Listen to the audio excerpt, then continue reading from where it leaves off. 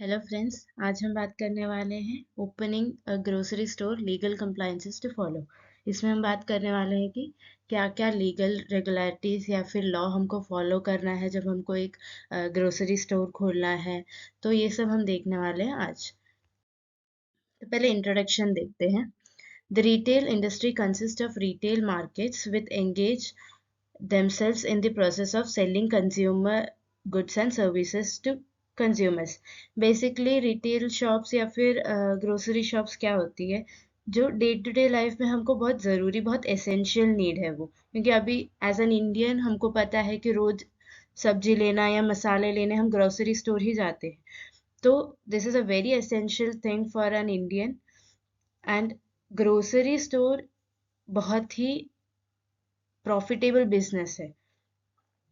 ठीक है, तो grocery stores can come under the ambit of the retail industry as they do sell a variety of food and non-food products. In fact, in the Indian context, grocery stores are the most important type of retail business, as no matter what the state of the economy in a particular region is, grocery is an essential part of one's daily life and cannot be done without. जैसे मैंने बोला, grocery store एक profitable thing है आजकल India में, क्योंकि वो बहुत ज़्यादा ही एसेस या फिर यूज़ किया जाता है ग्रोसरी स्टोर को। डेली हम जाते हैं स्टोर में, सामान लेके आते हैं एंड उस दिन का जो भी खाना वगैरह बनता है, जो भी चीज़ें रहती हैं, जो भी एसेंशियल्स रहते हैं, हम उस दिन का लेके आते हैं या फिर वीकली बेसिस पे जाते हैं, कुछ लोग मंथली बेसिस पे जाते हैं। तो grocery store is a very essential thing for an Indian person और इंडियन लाइफस्टाइल के लिए। ठीक है, now that the importance of grocery stores in the country has been established, there are few points that one needs to keep in mind before establishing a grocery store and while running it so as to not run into a legal dilemma. Don't forget, the running a grocery store is quite similar to running a large business when it comes to complying with the law.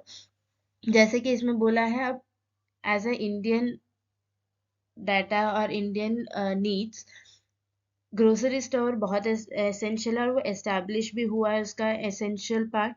तो अब उसमें क्या क्या legal compliances है, legal law को कैसे follow करना है, क्या क्या लॉ हमको फॉलो करना है बिफोर ओपनिंग ए ग्रोसरी स्टोर, ये सब हम देखेंगे। और बिना लाइक हम फॉलो नहीं करेंगे रूल या रेगुलेशंस को, तो फिर हमको लीगल डिलेमा में हमको लीगल डिलेमा आ जाएगा।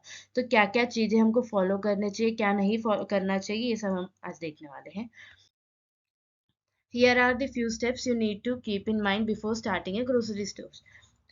ये सिर्फ समरी बताया है, आगे मैंने डिफाइन किया गया है सबको।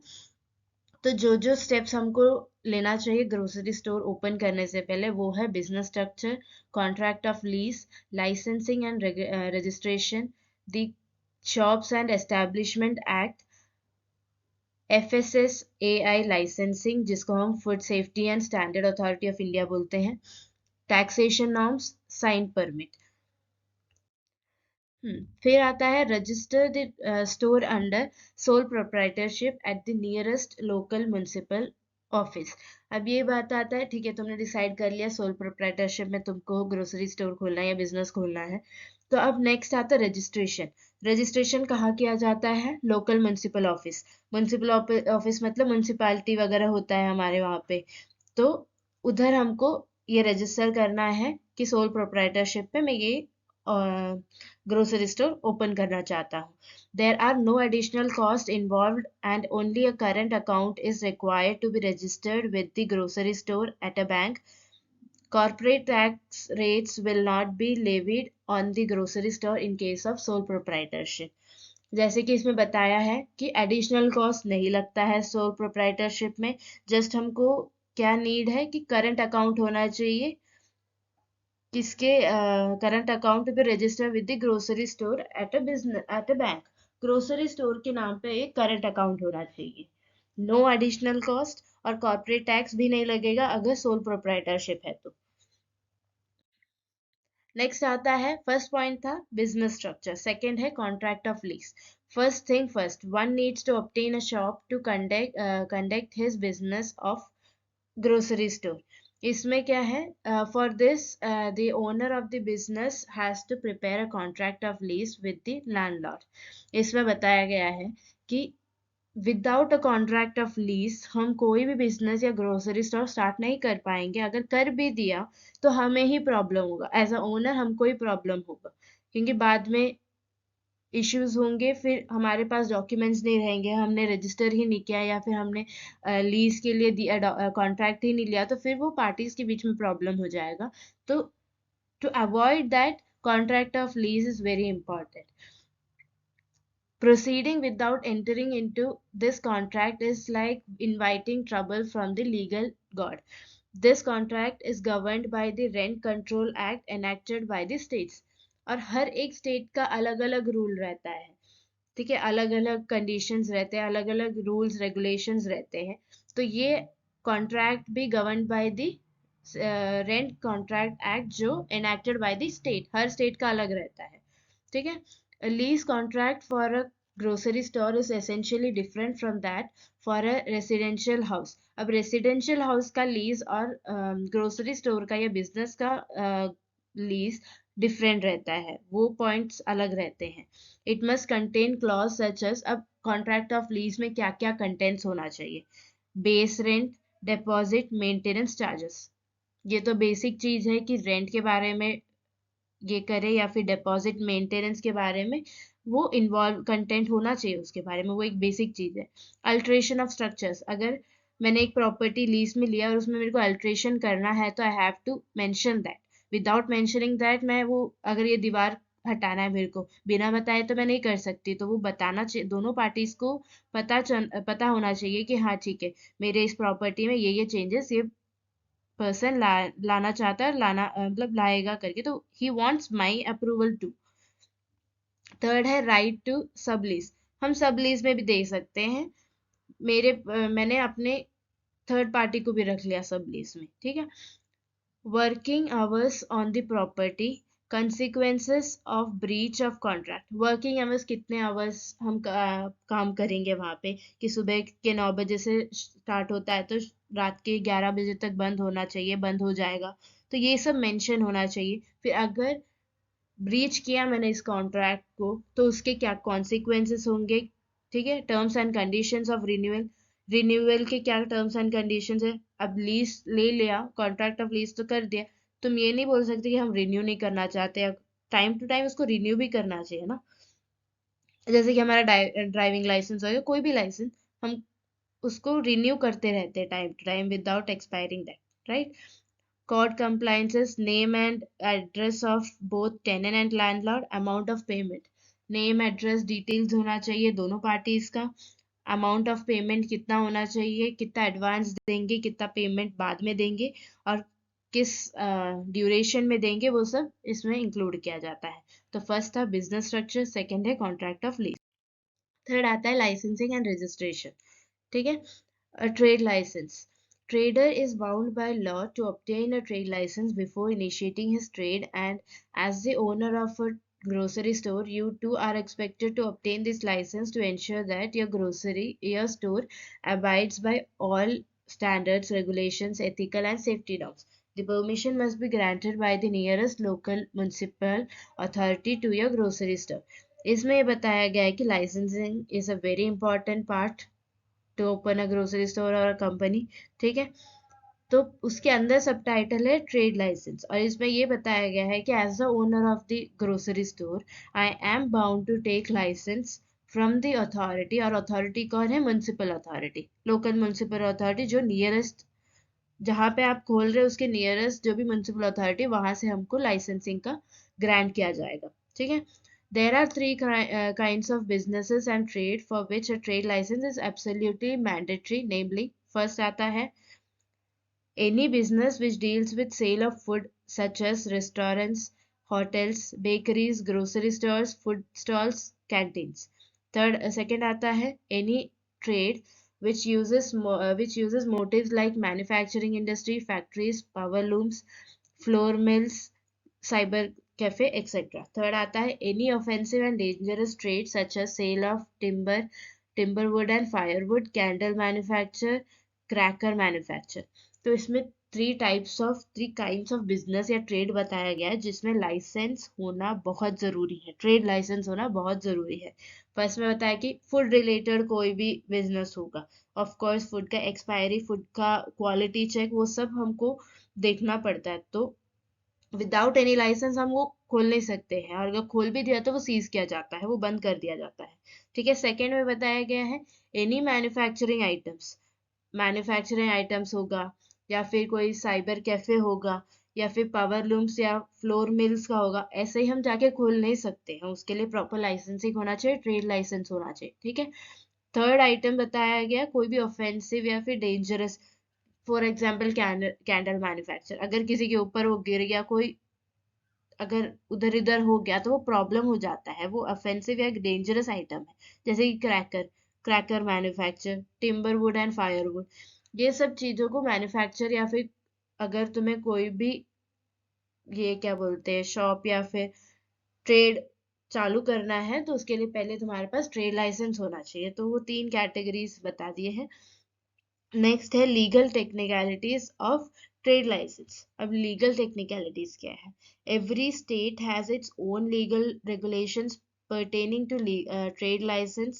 The trade license has to be obtained from the municipal authority. Most of the states provide a 30-day window after the trade has commenced for obtaining a trade license from the municipal authority. The process isn't a very tedious one, as it usually takes 8 days to obtain a license, but the process may take longer if the required documents prove to be faulty.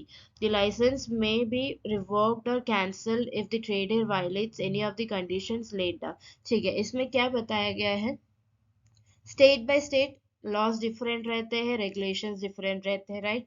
तो जिस locality में मैं वो दुकान खोल रही हूँ या फिर कुछ भी ट्रेड कर रही हूँ, उसके नियरेस्ट म्यूनिसिपल अथॉरिटी से मेरे को ग्रांट करना चाहिए ये ट्रेड लाइसेंस।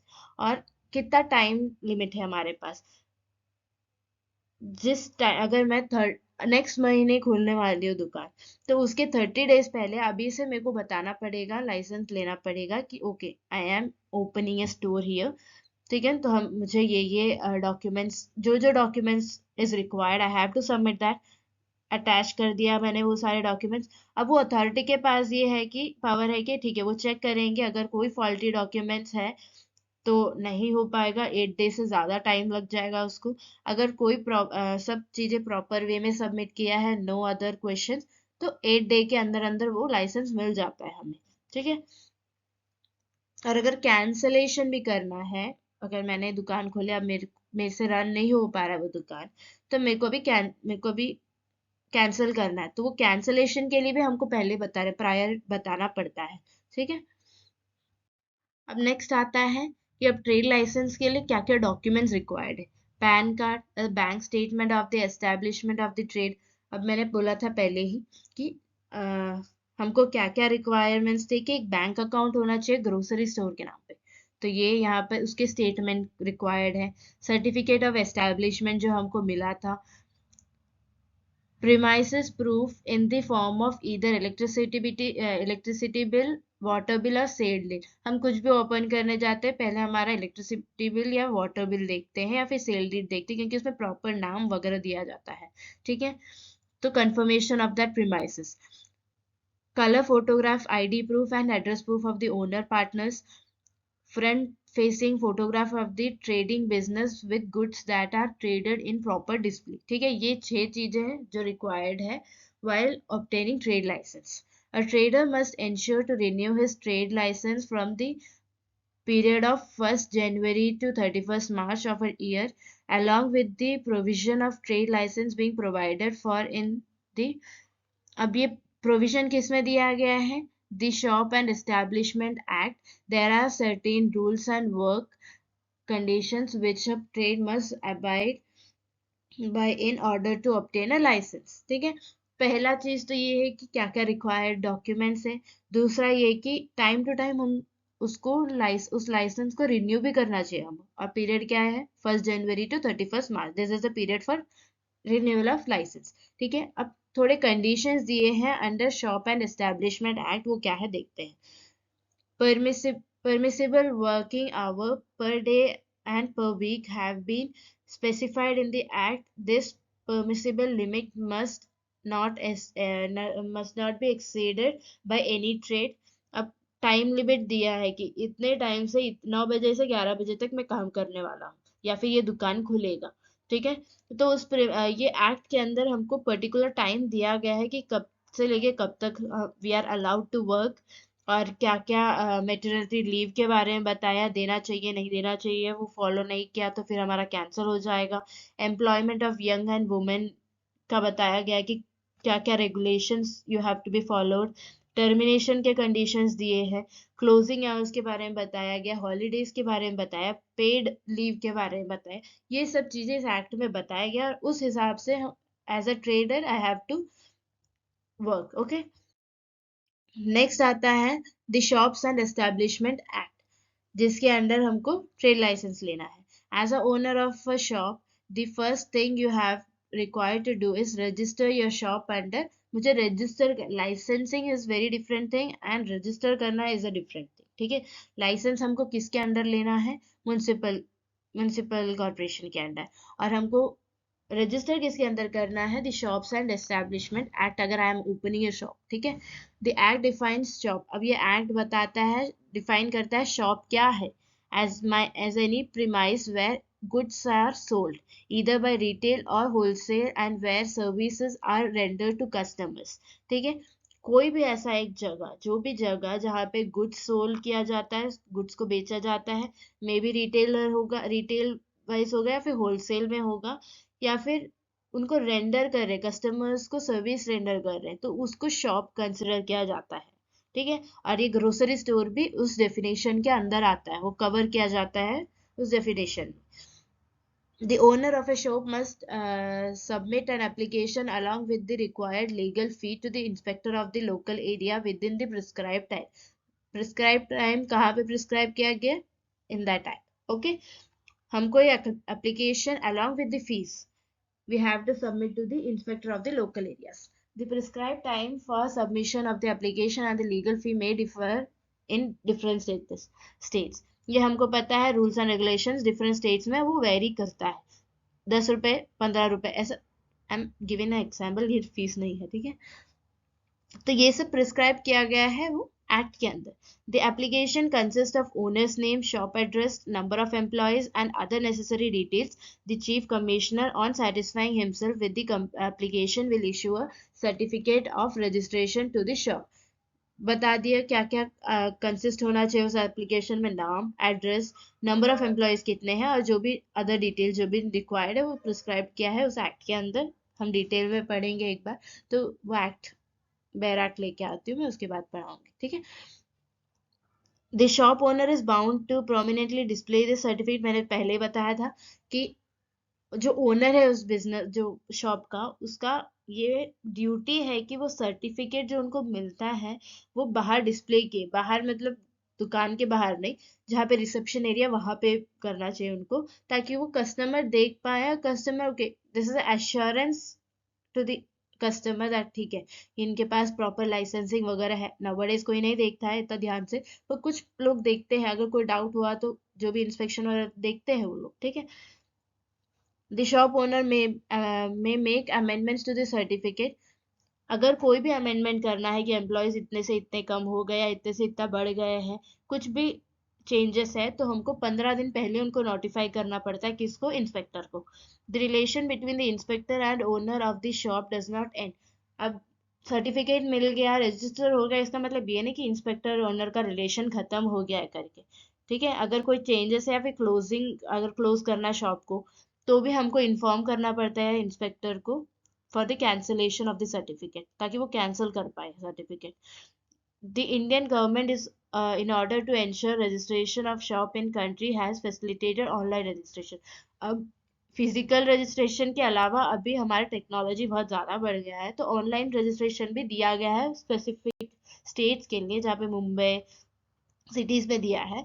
तो जो जो सिटीज़ में नहीं है, तो हम ऑनलाइन पोर्टल जाके, जैसे ई सेवा वगैरह रहता है, वहाँ पे जाके कर सकते हैं। ठीक है, टैक्सेशन नॉर्म्स। एवरी दुकान खोल रहे तो हमको टैक्स भी देना पड़ेगा, और कौन सा टैक्स है? GST tax, goods and service tax.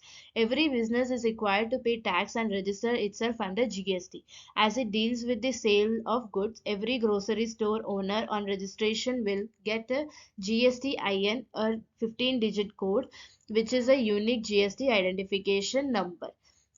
जब हम रजिस्ट्रेशन करवाते हैं तब हमको जीएसटी का एक यूनिक कोड मिलता है, यूनिक नंबर मिलता है, जिसको हम GSTIN बोलते हैं. ठीक है, तो वो हर एक ग्रोसरी ओनर के पास वो अलग अलग नंबर रहता है, और हमको जीएसटी ये टैक्सेशन देना बहुत ज़रूरी है. अगर हम लोग इन 20 लाख से ऊपर हमारा एनुअल टर्नओवर है, अगर वो ग्रोसरी स्टोर का एनुअल टर्नओवर 20 लाख से ऊपर है तो इट्स मैंडेटरी. अगर 20 लाख से कम है टर्नओवर एनुअली, तो अगर लिया तो भी चलेगा, नहीं लिया तो भी इट्स नॉट मैंडेटरी. ओके, और ये चीज मैं पढ़ के बताती हूँ. Registration becomes compulsory only when the business crosses a specific annual turnover. If the annual turnover of a grocery store is less than 20 lakhs, it may or may not register itself under GST, but an annual turnover greater than 20 lakhs invites mandatory registration with GST. ठीक है, due to the emergence of GST, businesses avoid transaction with unregistered company. अब ये क्यों किया गया है? वो restrict करता है कि अनरजिस्टर्ड कंपनीज के साथ वो ट्रांजैक्शन करे वगैरह, तो उसको रिस्ट्रिक्ट करता है. Under normal GST returns, shopkeeper have to file 3 months return and 1 annual return. ठीक है, नेक्स्ट बात करेंगे साइन परमिट. साइन परमिट मतलब कौन सा साइन, जो हम साइन नॉर्मल करते वो नहीं, उसके बारे में नहीं बताया गया. इसमें जो ग्रोसरी स्टोर के बाहर जो लगाया जाता है, फॉर एग्जाम्पल एक्स स्टोर और समथिंग, जो भी नाम रहता है, बिग बाजार वगैरह, जो भी नाम है उसका, उस साइन के बारे में बताया है. You decide to put up a big sign outside your grocery store to attract people, but you realize you are not attracting customers with your sign but some trouble instead. अब specific city states में ये regulation है कि इस size का board होना चाहिए, उसके लाइटिंग का भी लिमिट होना चाहिए, लिमिट रहता है, तो वो सब हमको पर्टिकुलरली ध्यान देख के हमको करना पड़ता है. ठीक है, अब वो कौन देता है? लोकल रेगुलेशंस जो है, लोकल म्यूनसिपालिटी. ठीक है, अगर आप पढ़ के देखोगे तो आपको समझ में आ जाएगा. It's a normal point. Conclusion. Importance of obtaining license cannot be ignored in any business, and a grocery store is not no different. Business और grocery store in and out थोड़ा सेम है चीजें. ठीक है, इतना डिफरेंस नहीं है उसमें, और लाइसेंसिंग के चीजों में जो भी हो उसमें डिफरेंस इतना नहीं है. ठीक है, उसको एक चीज जैसा ही देखा जाता है. The legal procedure isn't as cumbersome, मतलब डिफिकल्ट नहीं है, as other businesses have it considered the small scale on which a grocery store works. जैसे कि हमारे माइंडसेट में बैठ चुका है बहुत लोग के, क्या ग्रोसरी स्टोर खोलना है तो बहुत बड़ा प्रोसेस होगा या फिर बहुत डिफिकल्टीज, बहुत सारे डॉक्यूमेंट्स की ज़रूरत है. नहीं, जो जो डॉक्यूमेंट्स अगर प्रिस्क्राइब किया है वो सबमिट करते हैं तो विद इन 8 days हमको सर्टिफिकेट मिल जाता है. पर it may can take time अगर हमने कोई फॉल्टी डॉक्यूमेंट सबमिट किया है तब. ठीक है, तो आज का बस इतना ही. आई होप सबको समझ में आ गया है. Thank you so much.